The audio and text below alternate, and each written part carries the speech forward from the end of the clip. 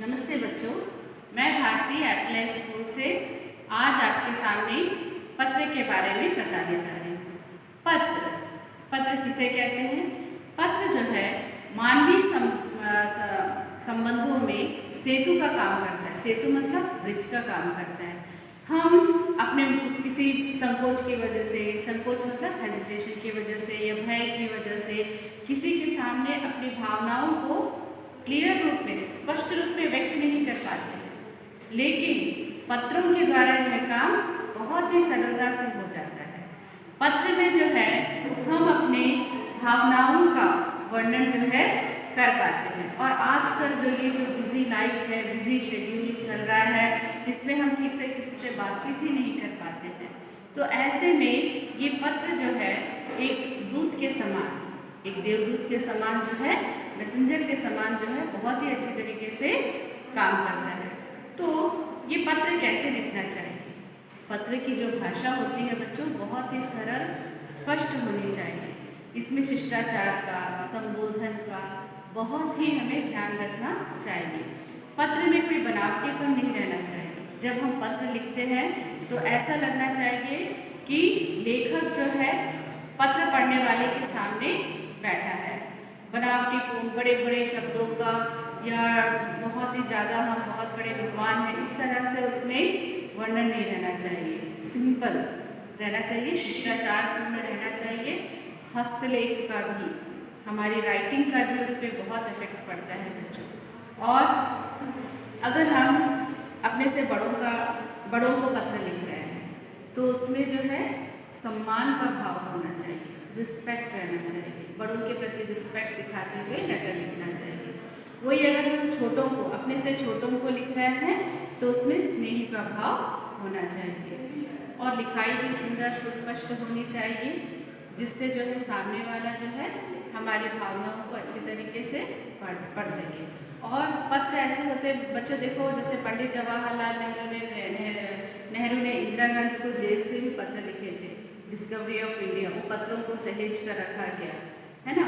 तो इस तरीके से हम देखते हैं पत्र कितने प्रकार के होते हैं। तो देखिए पत्र लेखन, पत्र कितने प्रकार के होते हैं बच्चों?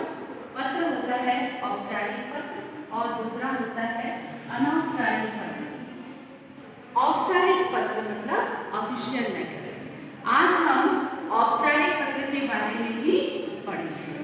आज हम औपचारिक पत्र के बारे में पढ़ेंगे। ये औपचारिक पत्र जो है, जैसे हम अपने प्रिंसिपल सर को लिख रहे हैं, औपचारिक का मतलब होता है ऑफिशियल।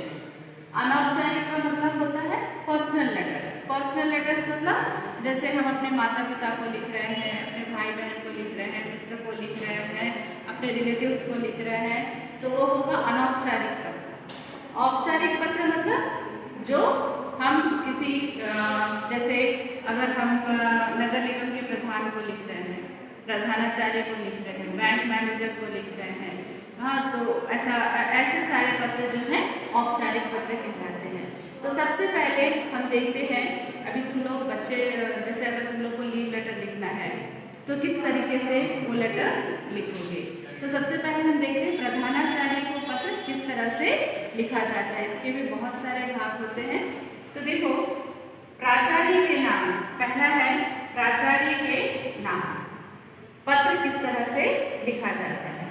तो इसमें फर्स्ट हम लिखेंगे प्राचार्य तथा विद्यालय का नाम। सबसे फर्स्ट पार्ट में लिखेंगे हम प्राचार्य तथा विद्यालय का नाम। कैसे लिखेंगे?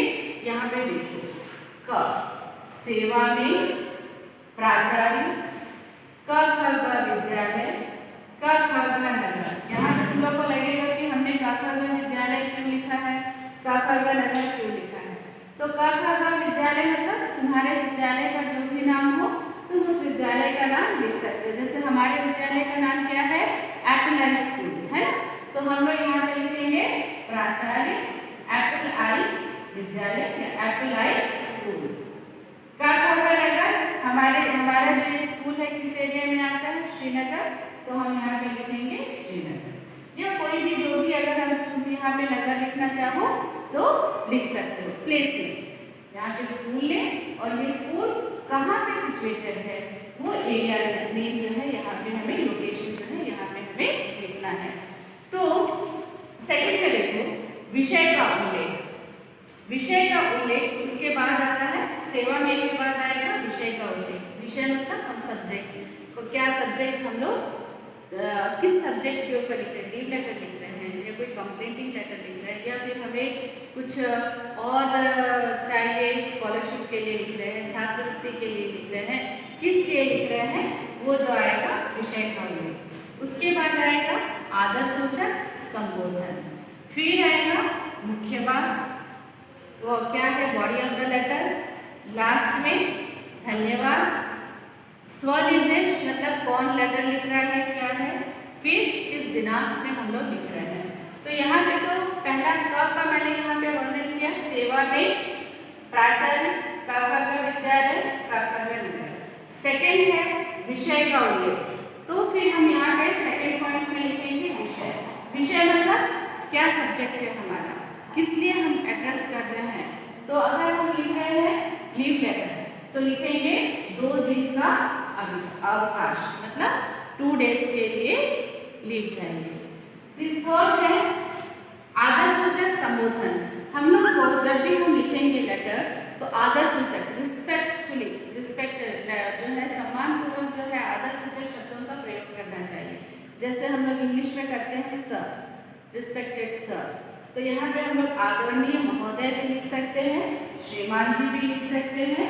तो यहाँ पे हम लोगों को जो है आदरसूचक शब्दों का प्रयोग करना चाहिए। हम लोग श्रीमान जी भी लिख सकते हैं, आदरणीय महोदय भी लिख सकते हैं, मतलब रिस्पेक्टेड सर।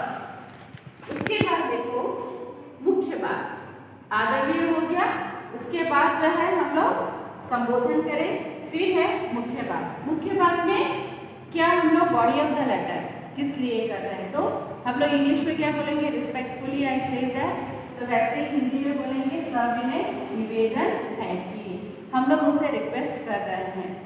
सो तो डिमांड नहीं रहना चाहिए, ऑर्डर नहीं रहना चाहिए वहाँ, है ना। तो सविनय निवेदन है कि जो भी कॉज हो, कि मेरी तबीयत जो है अचानक से खराब हो गई तो मैं इसलिए 2 दिन स्कूल नहीं आ सकता, डॉक्टर ने मुझे 3 दिन या 2 दिन रेस्ट लेने के लिए कहा है, इसलिए आप कृपया मुझे 2 दिन की छुट्टी देने की कृपा करें। ओके, ऐसा लेटर लिखने के बाद फिर यहाँ पे लिखेंगे धन्यवाद, तो फिर हमने लिखा धन्यवाद, फिर स्वनिर्देश, तो वहाँ पे हमें क्या लिखना है, आपका आज्ञाकारी। अगर लड़कियाँ हैं तो लिखेंगे छात्रा, लड़के हैं तो लिखेंगे छात्र, छात्रा या छात्र। ओके, फिर अवस, आपका जो नाम है वो लिखा जाएगा यहाँ, कौन सी कक्षा में पढ़ते हो, आपका रोल नंबर क्या है वो लिखेंगे, फिर लास्ट में हम लिखेंगे दिनांक, तिथि, जो भी, जैसे आज का डेट है तो हमने आज का डेट यहाँ पे डाला, जैसे आज का डेट क्या है 17.10/2020। तो बच्चों ये है प्रधानाचार्य को लेटर का प्रारूप। धन्यवाद।